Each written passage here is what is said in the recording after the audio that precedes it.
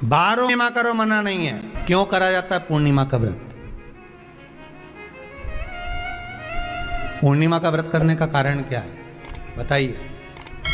आप इतने सालों से कर रही हो, कई माताएं कर रही होंगी पूर्णिमा का व्रत। एक समय फलाहार करती हैं, एक समय भोजन करती हैं। भोजन में खीर का होना जरूरी होता है पूर्णिमा के व्रत में, दूध की सामग्री होना जरूरी होती है पूर्णिमा के व्रत में। 12 महीने की पूर्णिमा करो मना नहीं है। और पूर्णिमा उठाने का भी समय होता है चैत्री। चैत्र के महीने की जो पूर्णिमा होती है, चैत्री पूर्णिमा पहली पूर्णिमा मानी जाती है, इसलिए चैत्री पूर्णिमा को सिद्ध पूर्णिमा कहते हैं, कार्य सिद्धात्री पूर्णिमा कहते हैं, सिद्ध करने वाले। मनोरथी पूर्णिमा कहते हैं, मनोरथी पूर्णिमा। इसलिए पूर्णिमा का व्रत कहां से उठाया जाता है? चैत्र के महीने की पूर्णिमा से पूर्णिमा का व्रत उठाया जाता है कि मैं महीने की पूर्णिमा करूंगी तो वो चैत्र पूर्णिमा से उसको उठा लिया जाता है। पर उसका एक नियम रहता है, आप फलाहार करें अपनी जगह पर है, पर एक समय भोजन कर रहे हैं वो अपनी जगह पर, भोजन के साथ में मीठे के साथ थोड़ा दूध की सामग्री होना जरूरी होती है। और क्यों करते हैं पूर्णिमा का व्रत, किस लिए किया जाता है, क्यों करा जाता है, उसका व्याख्यान वर्णन शिव महापुराण के अंतर्गत स्कंद पुराण में लिखा गया। स्कंद पुराण में वर्णन किया है श्री वेद व्यास जी महाराज ने। कहा यह पूर्णिमा का व्रत इसलिए किया जाता है कि व्यक्ति का जब मन गलत भ्रम में जाने लगता है, मन जब गलत जगह पर जाने लगता है, तो ये मन को गलत जगह पर ले जाने वाला कौन होता है? तो कहा यह चंद्र होता है। व्यक्ति की राशि के अंतर्गत, व्यक्ति की पत्रिका के अंतर्गत, व्यक्ति की ग्रह दशा के अंतर्गत जब चंद्र बेकार चलता है तो व्यक्ति अच्छा करते करते भी बेकार करने लग जाता है। चंद्र डोल रहा है। कई माताएं कहती हैं गुरुजी हमारे बेटे को आशीर्वाद दीजिए, बहुत गलत संगत में जा रहा है, मतलब समझ जाना कि चंद्र गड़बड़ जा रहा है। बेटी अगर गलत मार्ग पर जा रही है, बेटी अगर गलत संगत में जा रही है, किसी अन्य व्यक्ति की ओर आकर्षित हो, चंद्र गड़बड़ हो रहा है, उसका चंद्र कहीं जा रहा है। कोई पुरुष, कोई लड़का कोई गलत मार्ग पर जा रहा है, चंद्र गड़बड़ हो रहा है। घर में जो क्लेश उत्पन्न होता है, घर में जो विवाद उत्पन्न होता है, उस विवाद को रोकने के लिए केवल चंद्र की ही, इसलिए तो पूर्णिमा घर की नारियां हमारे यहाँ हिंदू धर्म में यहां तक स्कंद पुराण में कह दिया कि प्रत्येक पूर्ण, आप लोग कभी आप लोगों ने सत्यनारायण जी की कथा करवाई है? जितने लोग आस्था चैनल पर कथा सुन रहे हैं, जितने लोग फेसबुक यूट्यूब पर कथा सुन रहे हैं, यूट्यूब पर कथा का श्रवण कर रहे हैं, उनने कभी सत्यनारायण की कथा करवाई होगी। तो उसमें लिखा है हर कार्तिक, हर पूर्णिमा को, हर संक्रांति को ब्राह्मण सत्यनारायण भगवान की कथा या राजा या वैश्य कथा को कराता था या बढ़िया कथा कराता। सुनी कि नहीं सुनी ये बात? सत्यनारायण भगवान की कथा में लिखा है, स्कंद पुराण के अंतर्गत जो सत्यनारायण भगवान की कथा का स्मरण किया उसमें लिखा है प्रत्येक संक्रांति पूर्णिमा को सत्यनारायण की कथा करवाने लगा और ये योनि को प्राप्त हुआ, इस योनि से छूटा, इस योनि में गया। लिखा है, सब कुछ लिखा है। अब उत्ते से समझ जाओ कि पूर्णिमा को सत्यनारायण की कथा करने का बोला है।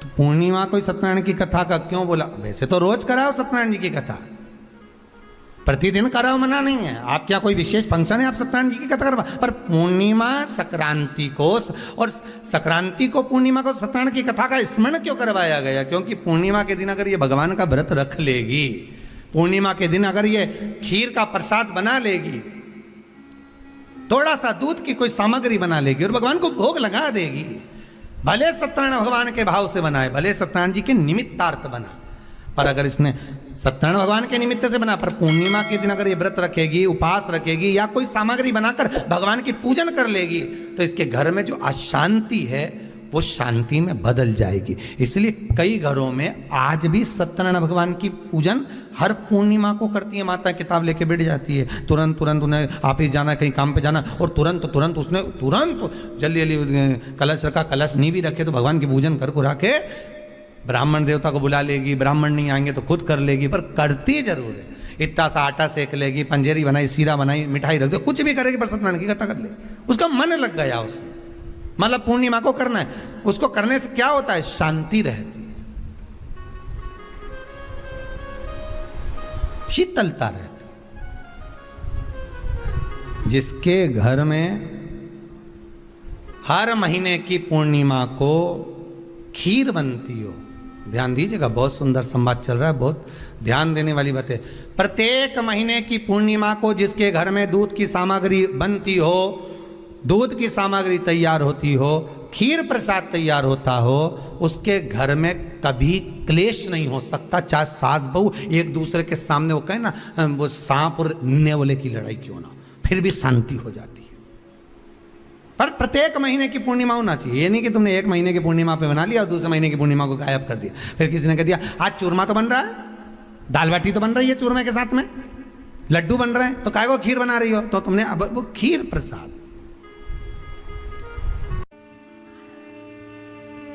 पूर्णिमा के नारियों को, स्त्रियों को अखंड सौभाग्य के लिए, जो नारी वेधव्य नहीं होना चाहती है, उस नारी को पूर्णिमा के कितने व्रत करना चाहिए?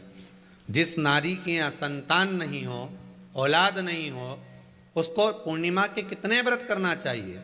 जिस नारी का पुत्र, पति बहुत बीमारी से ग्रसित हो, लग रहा हो कि ये मेरा बेटा बहुत बड़ी बीमारी में घिरा हुआ है, तो नारी को कितने व्रत करना चाहिए? स्वयं भगवान कृष्ण ने माता यशोदा को द्वापर में भी बताया है कि पूर्णिमा के 32 व्रत होते हैं। कितने व्रत होते हैं? 32।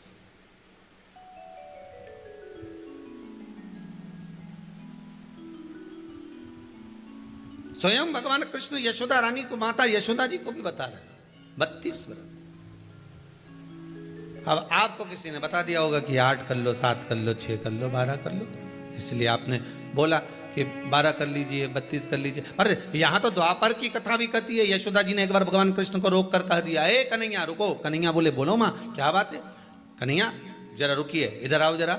भगवान कृष्ण आए। हाँ माँ बोलिए। किस जगह का प्रसंग है ये? जिस समय पर राधा रानी कुरुक्षेत्र में नंद बाबा और यशोदा जी को लेकर कुरुक्षेत्र के कुंड में, ब्रह्म सरोवर में स्नान कराने के लिए लेकर जाती है, ग्रहण का समय पर। और जब भगवान कृष्ण उस कुरुक्षेत्र के उस सरोवर में स्नान करने आते हैं, तब यशोदा जी ने अपने लाला से प्रश्न किया है, पूछा है। चावल का एक आखा दाना, आखा दाना जानते हो? पूरा खंडित चावल नहीं। कितना चावल? एक दाना चावल का शंकर भगवान के शिवलिंग पर समर्पित करिए। एक बेलपत्र जिसका डंडी का मुख अपनी ओर हो, जहां से चावल चढ़ाया है, उस चावल के ऊपर अपनी कामना कर रख दीजिए और चंद्रमौली भगवान का स्मरण करें। कौन से भगवान? शंकर भगवान का सर्वश्रेष्ठ सुंदर नाम है चंद्रमौली। चंद्रमौली भगवान का स्मरण करिए, अपनी कामना कर बेलपत्र समर्पित कर शिव जी पर एक लोटा पानी, एक जल पात्र समर्पित करो, कलश से जल चढ़ा दीजिए, नयनों में वो जल लगाकर अपनी कामना कर वापिस घर को आइए। पूर्णिमा के दिन आप शाम को प्रदोष काल के समय 4:30 बजे से 6 बजे के बीच में एक लोटा पानी, उसमें 5 बेलपत्र रखकर, एक कमल गट्टा डालकर भगवान चंद्रेश्वर महादेव के नाम से भगवान शंकर को चढ़ा दीजिए। आपकी जो कामना हो वो कामना कर चढ़ाएं। विनती करें चंद्रेश्वर महादेव को और निवेदन करें कि हमारा ये कार्य सफल हो।